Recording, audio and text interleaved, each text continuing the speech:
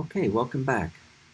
This video is meant to follow video lecture 4.2, and it is our class for Thursday. It is to take the place of an in-session class for Thursday.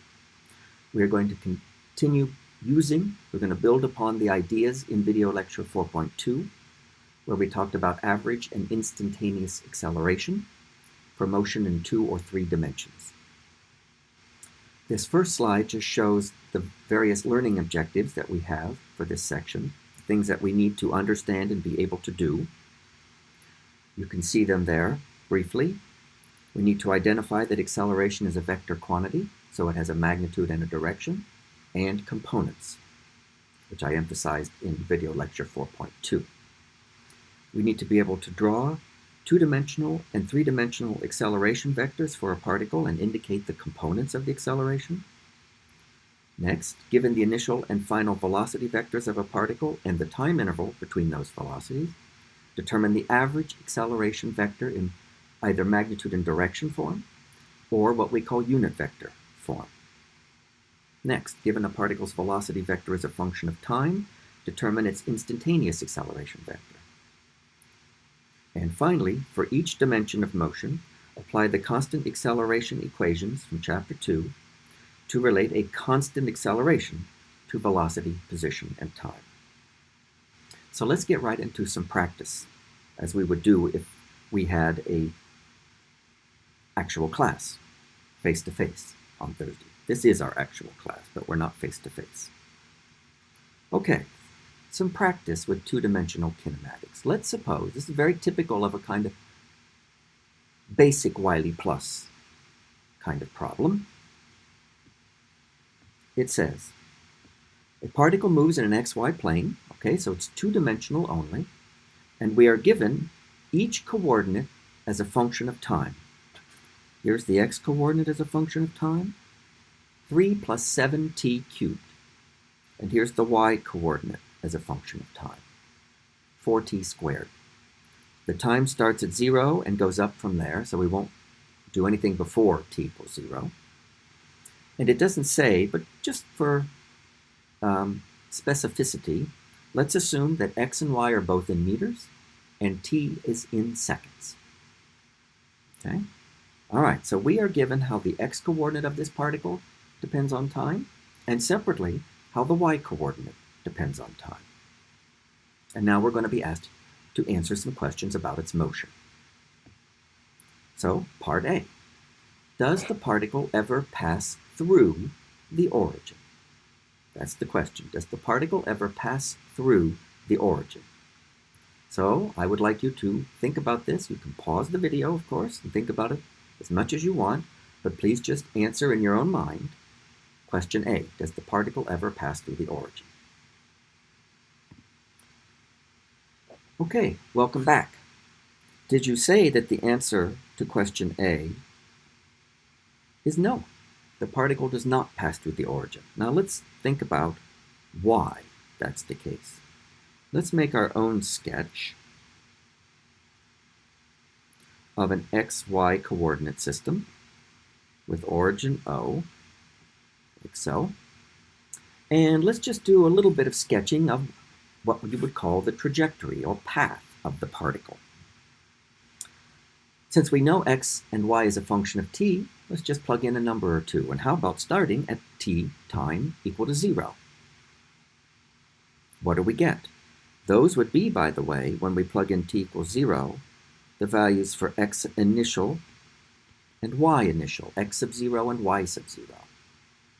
Well, plug in t equals 0 to the x equation, you get x initial is 3 meters. Put t equals 0 in the y equation, you get y initial is 0. Okay, now, let's just draw a dot to represent the location, just a sketch of the particle at time 0. Its x location is positive 3 and its y location is 0, so it's somewhere here on the x-axis. This is where it is at time 0. Now, what does it mean to go through the origin? Well, we know where the origin is. It's at x equals 0, y equals 0. So to pass through the origin, it must be the case that the particle has x equals 0 and y equals 0 at the same time, right? Both x and y must equal 0 at the same time. We see at time 0 that's not true. The particle is out on the x-axis, it's not at the origin. And if we just look at the formulas for the x and y as time goes on, x is 3 plus 7t cubed, so as t gets bigger, 7t cubed gets bigger, and never goes negative. So the x just keeps getting bigger and bigger, bigger and bigger positive number.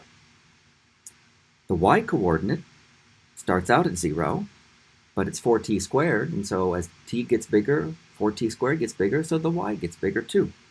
So it does something like going out like this, roughly. The x gets bigger and the y gets bigger, both are positive. It's never going to end up over here at x equals 0, y equals 0. So it's never going to pass through the origin, okay? All right, let's try question B. Give the particle's velocity vector in unit vector form. Okay, that's some good practice. I want you to pause the video, try to write that out for yourself, see how you do, and then we're going to talk about it, okay? All right, pause the video. Okay, welcome back. Let's figure out how to answer part B. Velocity vector in unit vector notation. Now this particle is moving around in 2 dimensions, so I have to imagine that the velocity vector can have 2 components, an x component and a y component. We need to find the expressions for each of those, one by one, okay? And if you remember from video lecture 4.1, the way you find the x component of the velocity is you take the x coordinate and you take its derivative with respect to time, dx dt. And that will give you the x velocity. Well, up here is our x coordinate as a function of time. It's what's called a polynomial function of time. We need to be able to take that derivative. First term is a constant 3. The derivative of a constant is always 0, so that first term goes away. And then we have 7 times t cubed. That derivative is bring down the exponent and multiply. So bring down the 3. 7 times 3 is 21. And reduce the exponent on the t by 1, so it becomes 21 times t squared. That's the formula for the x velocity, and it depends on time. Now let's find the formula for the y velocity. And to do that, we have to take the derivative of the y coordinate with respect to time. And there's the y coordinate up there. It's just 4t squared, another polynomial. So that derivative, bring down the 2, the exponent. 4 times 2 is 8. Reduce the exponent by 1. So v sub y, 8t.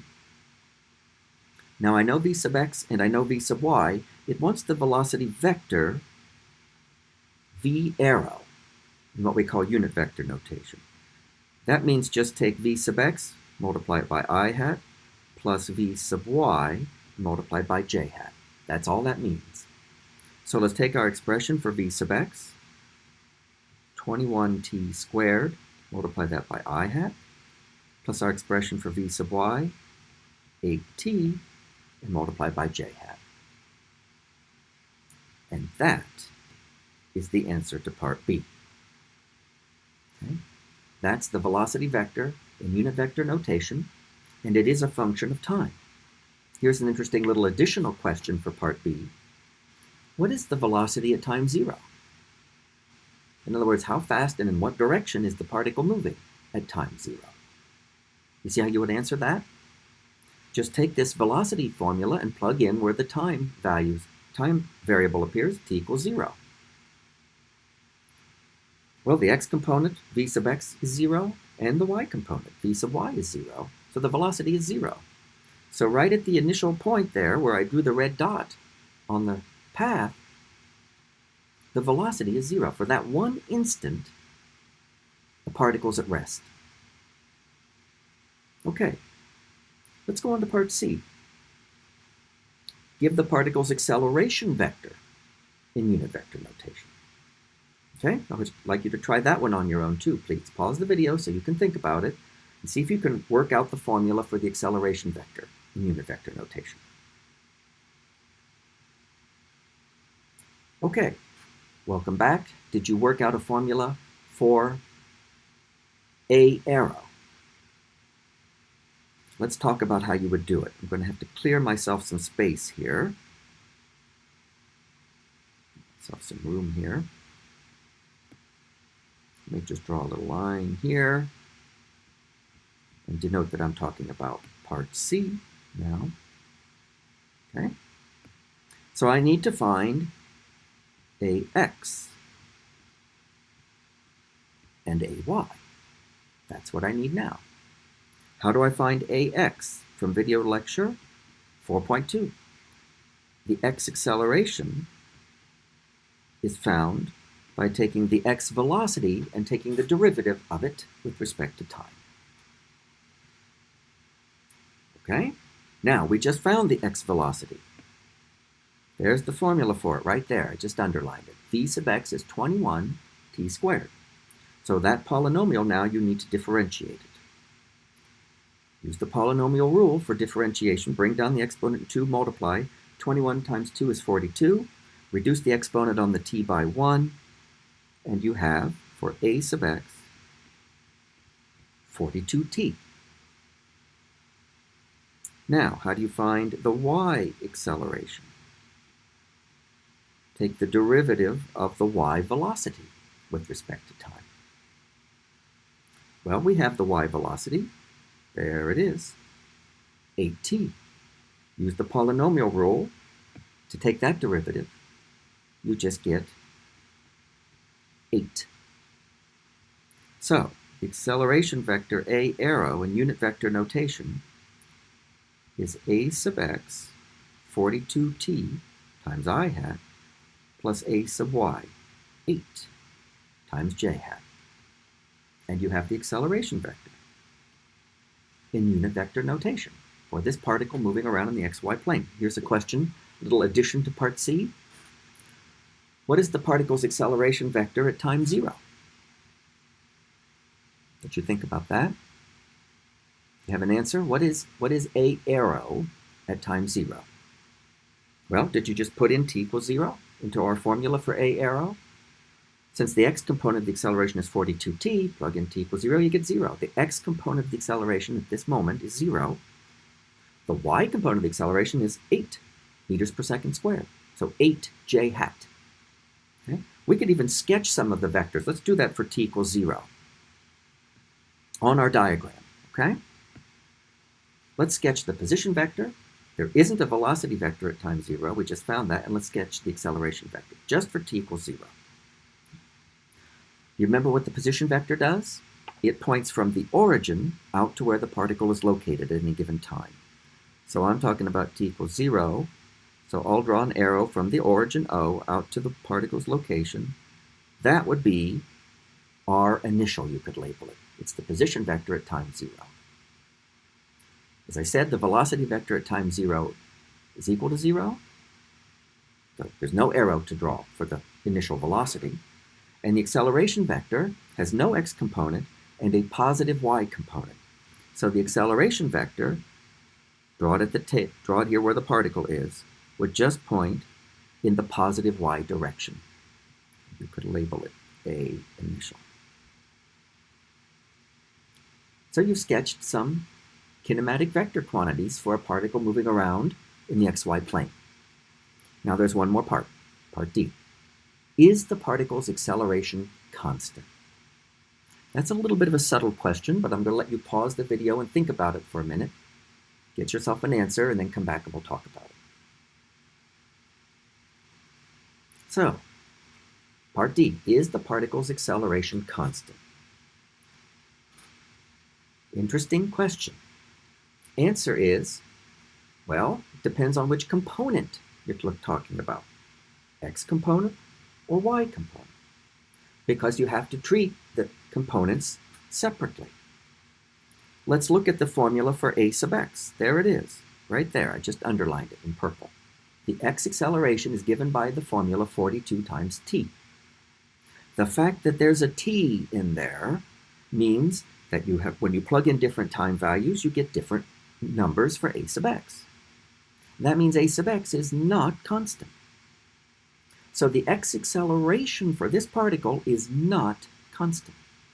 And therefore you cannot use any of the constant acceleration equations for the x motion.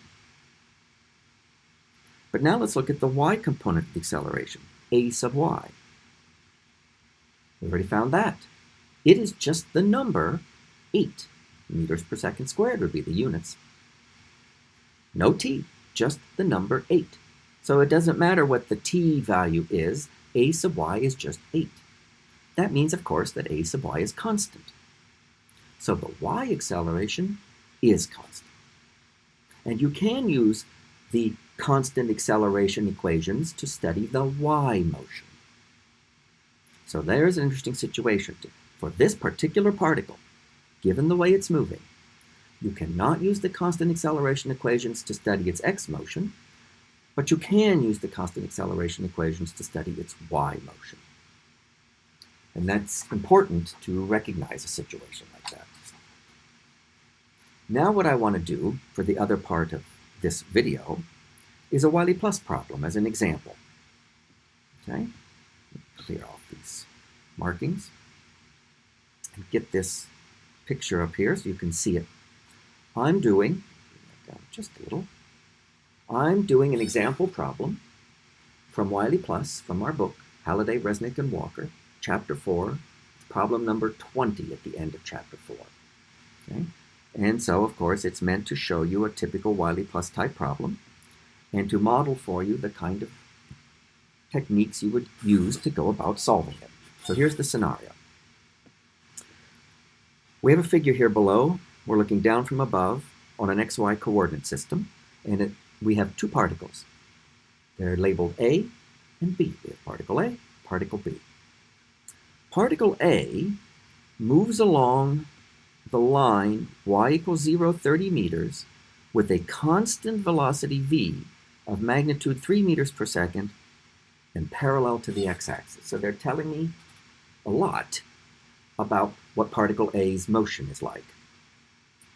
It's moving with constant velocity, so its velocity vector cannot change in either magnitude or direction, so its path must be a straight line. And of course that's what is shown here in the drawing. The path for particle A is a straight line, running parallel to the x-axis. And this velocity right here is the velocity vector for particle A. So I'm going to put an A subscript on it. And I know the magnitude of that velocity. It's 3 meters per second. And the direction is plus x. Okay, now, at the instant that particle A passes the y-axis, well, that's the picture we see right there. In fact, let's take this picture to be at time 0. So at this instant, at time 0, particle A is passing the y-axis, as you can see. Particle B leaves the origin, yep, you can see it's at the origin, with 0 initial speed. So at this moment, particle B is at the origin. Just for one moment in time, it's at rest right there, i.e. its initial velocity is equal to 0. And it's going to be moving with a constant acceleration, A arrow, okay, of magnitude 0.4 meters per second squared. But I don't know exactly what direction. I mean, the picture shows me the A arrow. And it shows me the path. It's that green straight line. If the particle starts from rest and has a constant acceleration, it will just speed up in the direction of its acceleration, moving in a straight line. So you can see the path for particle B. It's the green line. Although I don't know what that angle theta is that the acceleration vector points at. Notice it's measured relative to the y-axis. That's the way it's told to me. Here's what I'm supposed to find. What should that angle theta be? That's between the A vector and the positive direction of the y-axis. If what I want to have happen is that the particles collide. Okay? So we have to find that angle theta, the particular angle theta, that will have the particles collide. All right, so we've got a somewhat decent sketch of what's happening, at least at the instant t equals 0. So here's our sketch. Let's tabulate to the best that we can. I'll do it over here. The things that we know. And there's a lot to tabulate. And so it's really important to do this tabulation and keep track carefully of what we know. Okay, we know the magnitude of the velocity of particle A, magnitude, which I'm just going to denote by that symbol, v sub A, is 3 meters per second. Right? And it's constant. We know the magnitude of the acceleration of particle B, which I'm just going to denote like this. That's 0.4 meters per second squared. We know the acceleration of particle A, don't we? I'll put that over here. Remember, particle A moves with constant velocity. If the velocity is not changing, then its derivative is 0, and acceleration is derivative of velocity. So the acceleration for particle A must equal 0. Okay? So one particle is moving at constant velocity, and the other particle is moving at constant acceleration. All right. Let's tabulate some more things. Let's tabulate as much as we can, write down expressions, about the x and y coordinates for each particle. Let me start with particle A, because its motion is a little bit more simple. Now, particles move around in an xy coordinate system, two-dimensional motion, so each particle has an x coordinate and a y coordinate. We've got to write down what we can for each. So we've got to write down a formula for x sub A, and then a separate formula, which I'll put over here, for y sub A. Well, the y formula is easy. The particle A moves along the line y equals 30 meters. So y sub A is just 30 meters, and it's never going to change. But x sub A changes because it's moving in the x direction, and it's moving with constant velocity. And notice at time 0, its x value is 0, right? Because it's crossing the y-axis. So just think of constant acceleration equation number 2 for x, which would give me x versus, as a function of t, put in x initial 0, and put in the acceleration as 0, right? And you're just left with x sub A equals v sub A times t. It only has an x velocity. That's v sub A of 3 meters per second. So the x coordinate of particle A is the very simple formula, v sub A times t. And y sub A is 30 meters. And that's all you have for A. All right, now let's tabulate what we can say about the x and y coordinates for particle B. I'll come down here a little bit, give myself a little more room. What can we say about x sub B? Well, its acceleration is constant, so we can use constant acceleration equation 2 for x. X final equals x initial plus v initial x component times t plus 1/2 x component of A times t squared. But let's simplify things. X initial is 0, right? Particles at the origin. The particle starts from rest, so v initial x component is 0.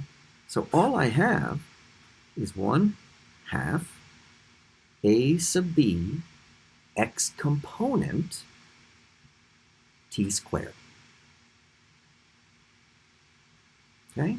That is the formula for the x coordinate of particle B. Please note, what I've done there is said, use the x component of B's acceleration, right? Because you've got to deal with components. Now, a similar equation is going to hold for the y coordinate of particle B as a function of time. Use constant acceleration equation 2 for y. So y final equals y initial plus v initial y component times t plus 1/2 y component of a times t squared.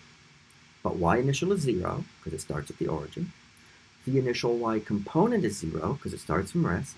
So all I'm left with is 1/2 AB y component times t squared, right?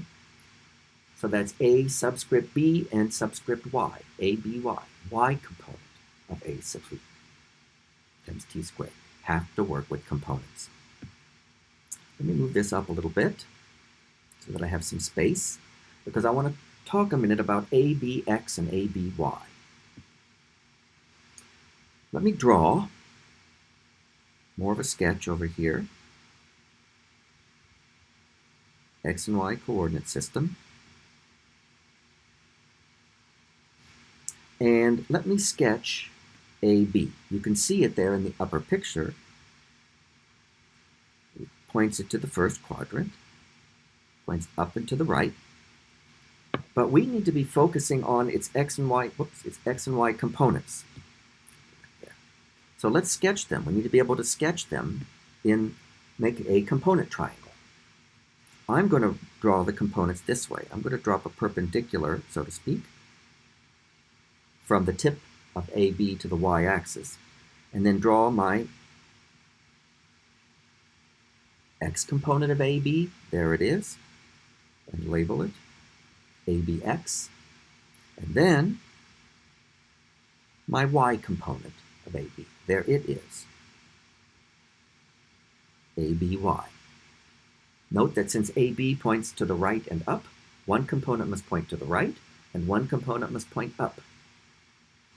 And I beg your pardon, I labeled those wrong, didn't I? My apologies. I labeled those backwards. This component right up here is ABX, and this component is ABY, clearly, because the one's along Y and the other's pointing along X. So ABX points to the right and ABY points up. Those are both positive components then, aren't they?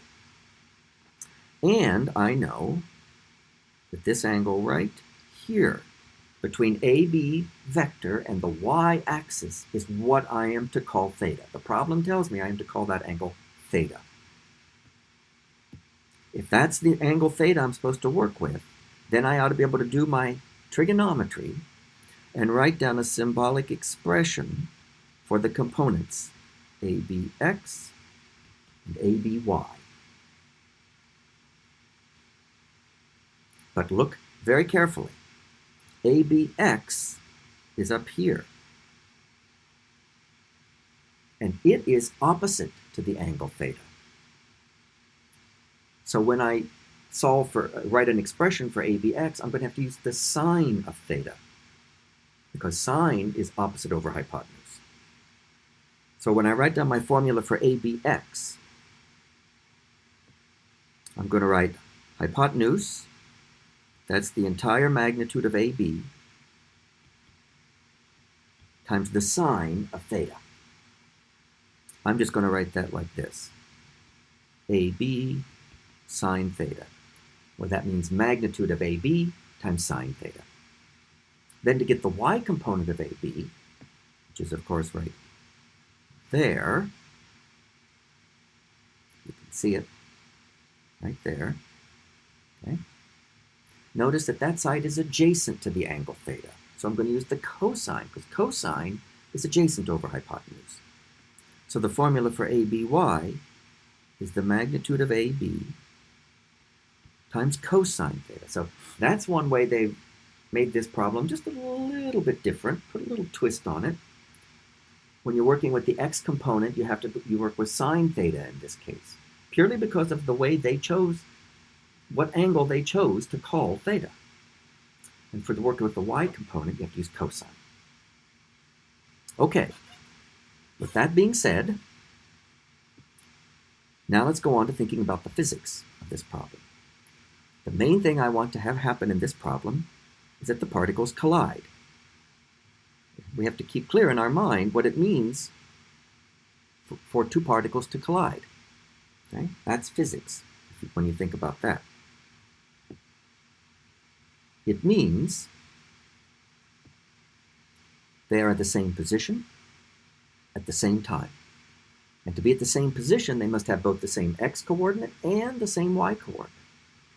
So they must have the same value of x and the same value of y at the same time. Okay? So, collision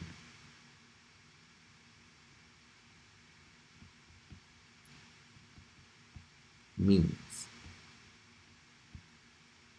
XA equals XB and YA equals YB at same time. That's what I'm going to do. I'm going to call that time, by the way, T equals TC for critical. The critical moment, the critical instant is when they collide. Okay, so first let's set the x's equal for each one. So that means I need XA to equal XB and the T to be set to TC.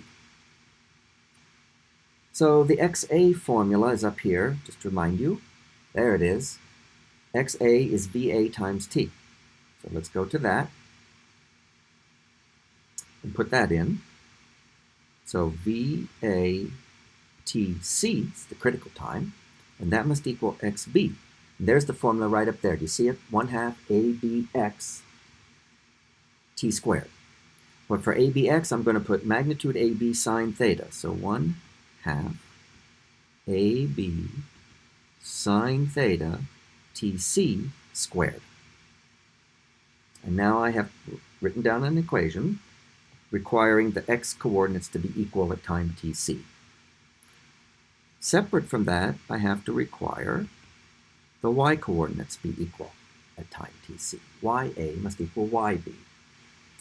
If you recall, the YA is just constant at 30 meters. I'm just going to use the symbol then YA for that. YB is 1/2 ABY T squared. So that's 1/2. And for ABY, I'm going to put magnitude AB cosine theta times TC squared. Okay, now these give me two equations. Okay, I have two equations there. And it turns out I have two unknowns. Can you see what the unknowns are? The symbols in those equations that I don't already have numbers for? They are TC, when does the collision occur? That's an unknown. And the angle theta. That's the other unknown.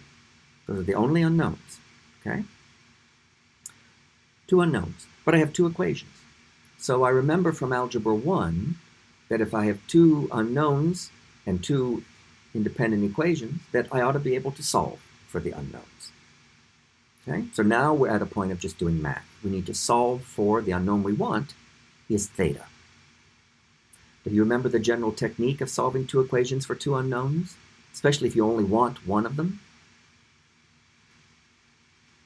The basic approach is to take one of the two equations and solve it symbolically for the unknown you don't want, and then substitute that expression into the other equation. That ends up getting rid of the symbol for the unknown quantity you don't want. So what I'm going to do to solve for theta is I'm first going to take equation 1 and arrange it for TC, the unknown I don't want. A little bit counterintuitive, the unknown I don't want. Note, by the way, in equation 1, there's a TC on both sides. I can divide both sides by TC, one factor. And I lose the TC on the left and one factor of TC on the right. And then I solve equation 1 for TC. Multiply both sides by 2, divide both sides by AB sine theta. You get TC equals 2VA over AB sine theta. And then you substitute this expression into equation 2. Okay, I'm going to do that right here.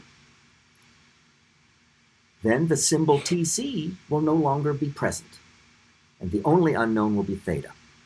Okay, so equation 2 says YA equals 1/2 AB cosine theta times TC squared. So now I'm going to substitute my expression for TC in here, and I've got to square every part of that expression. Okay, take the expression for TC and square every term in it. So the numerator becomes 4 VA squared, and the denominator becomes AB squared and multiplied by sine squared theta. And if you can simplify what you get at this point, you're certainly welcome to do so. For example, I have a 2 downstairs and a 4 upstairs, so I can do some cancellation, leaving me a 2 upstairs. Here's something else. I have an AB upstairs and an AB squared downstairs, so I can factor, or cancel, I should say, 1 factor of AB. Let's see what's left. YA equals, well, the numerator is, I'm going to do some grouping. 2 VA squared over AB. Put those things in parentheses, because those are all numbers I know. Multiplying a cosine theta upstairs and a sine squared theta downstairs. Now that might look a little odd to you, but in that formula, please note, I know the number for everything except theta. I know what the y-coordinate of particle A is, constant at 30 meters. I know what the constant velocity is of particle A, 3 meters per second. I know what the constant magnitude of B's acceleration is, 0.4 meters per second squared. The only thing I don't know is theta. So the question boils down to, mathematically, how do we solve this expression down here for theta? I'm going to show you now how to do that. I'm going to have to erase some of this slide to do so. So bear with me just a moment, please.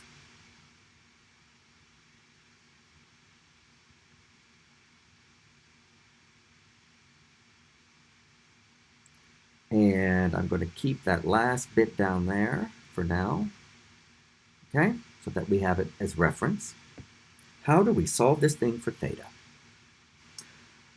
You might try to think, well, I could do sine, something with a sine and a cosine. It's like sine over cosine is tangent, but the problem is the cosine is just to the 1 power, but the sine is squared. So my first inclination is, well, let's get all factors of theta upstairs. No denominators with theta. To do that, I just cross multiply. That is to say, multiply both sides by sine squared theta. You have sine squared theta times y sub a equals 2 v sub a squared over a sub b times cosine theta. Now I'm going to get rid of that. I don't need that anymore. And let me divide both sides by y sub a. Then I have sine theta on the left. Let me put the y sub a in this parentheses. 2v sub a squared over y sub a times ab, all times cosine theta. Okay, now we know every one of the values of the quantities in the parentheses. So I'm going to do this. I'm just going to rename that whole blob in the parentheses with its own simple little symbol, like a little b. Okay? Just going to call it little b, just so that I can simplify what I'm writing. But while we're at it, let's go ahead and see what the value little b is, because I know all those numbers. 2 times VA squared, 2 times 3 meters per second, and that gets squared. The YA, remember, is 30 meters, and the acceleration magnitude for B is 0.4 meters per second squared.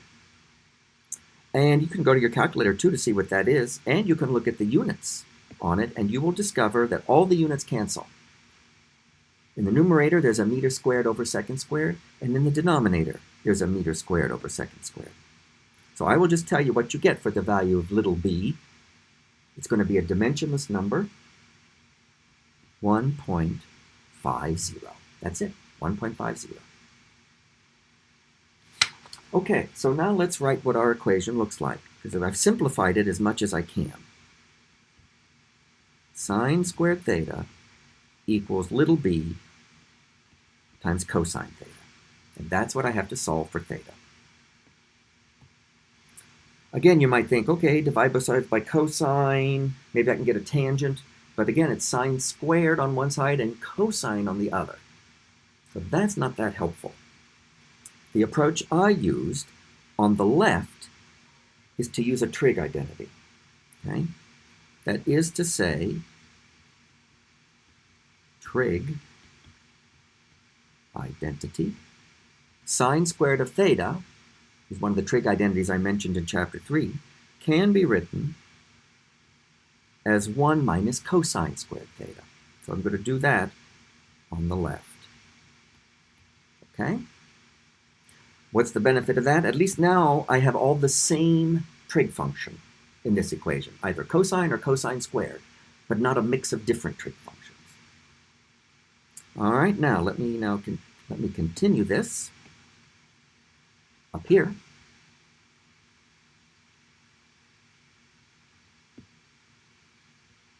Okay. All right, how to write this? Let me get all terms on the same side. So 0 equals cosine squared theta plus b times cosine theta minus 1. Okay, just got everything on the same side and a 0 on the other side. Still, my job is to solve for theta. Now let me show you another little handy thing. Let's just do a little change of notation. Let me introduce a quantity u, an unknown u. That's the symbol. And all I mean by u is that it stands for the expression cosine theta. Okay? Just change of notation. Let's let u equal cosine theta. Then my equation looks like this. 0 equals u squared minus b times u minus 1. If I can solve that equation for the unknown u, then I ought to be able to get theta, right? Because u equals cosine theta. Do you see how to solve this new equation for the unknown u? Note it is quadratic. It's quadratic in u, so quadratic formula.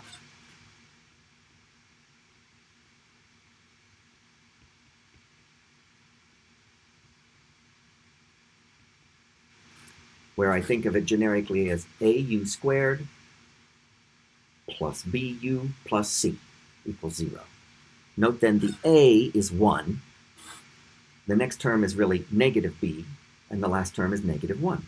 So to write down the quadratic formula, it'll be for u equals negative the coefficient of the linear term, which is that term is negative b. So a negative that just leaves me with a b. Plus or minus square root of, the next thing will be b squared minus 4a, coefficient of the quadratic term, that's just a 1, times c, the constant. Careful there. That's a negative 1, right? Got to do that very carefully. All over 2a. 2 times 1 is 2. Note then, this is b plus or minus square root of b squared plus 4 all over 2. Okay? All right. Next thing I note, I want to take the positive root. Let's think about why. Well, I see that the square root term is square root of b squared plus 4. That whole term there in the square root is bigger than b. if I were to take the negative sign, it'd be b minus something bigger than b. The numerator would be negative, the u would be negative. But u equals cosine theta. So if cosine theta is negative, that means the theta is larger than 90. Well, I know from my picture that that theta was not larger than 90. So I must take the plus root. So then that u is positive, so cosine theta is positive, so theta is between 0 and 90. See about why I said that? Okay. Now, for some reason, you probably caught this, I inserted an extra negative up here in this line, didn't I? That should be plus. I beg your pardon for that. That means this one should be negative. Still doesn't change my argument for the plus sign. Okay? U must be given by negative b plus square root of b squared plus 4 all over 2. Now all you got to do is plug in the value for the b. Remember what that is? 1.5. Okay? So you just put in here u equals negative 1.5 plus the square root of 1.5 squared plus 4, all divided by 2. And you can check it on your calculator, but interestingly enough, that reduces to the simple expression u equals 1/2. That's it, u equals 1/2. You can check that with your calculator. Okay? Let's see, can I push this up anymore? Yes, I think I can. All right. All right, so if u equals 1/2, remember u equals cosine theta, so that means cosine theta equals 1/2. That means theta is the inverse cosine of 1/2. Put your calculator in degree mode and take the inverse cosine of 1/2, you'll get 60 degrees. So that means, back in our picture, I'll do a sketch here again of my x and y coordinate system and particle B's acceleration vector, like that. It makes an angle of 60 degrees with the plus y axis, like that. Okay? Okay, now the math here was a little bit challenging. Had to have a little bit of physics courage that you set it up right, and that the math can be solved. Had to do a little bit of trig and the quadratic formula. But that is a Wiley plus type problem that involves two-dimensional motion. And that's all for this video.